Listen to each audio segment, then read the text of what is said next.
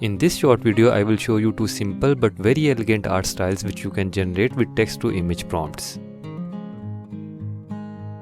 It can be used with Midjourney, Stable Diffusion, Bluewillow, Playground AI, or any other text-to-image generator. We will create all these images and a few more. I will be using Midjourney to test these prompts.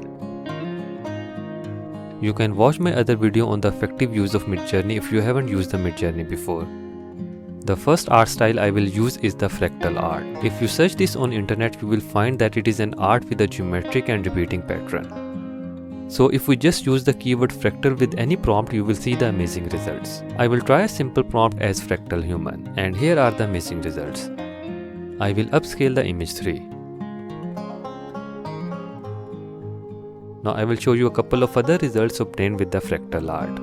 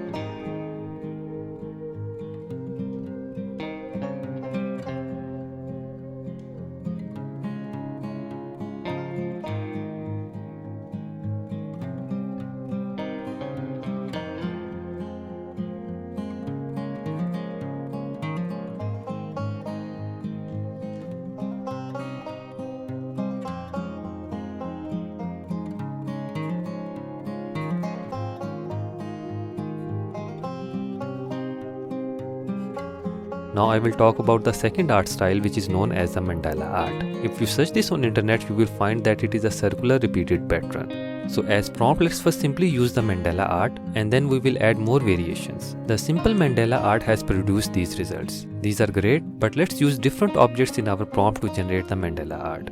For example, simply the animal Mandala Art, and it has produced this result. Just see this, especially the third one. You can also use the keyword symmetric to get the symmetrical output. Let me show you a few more results of the Mandala Art prompt.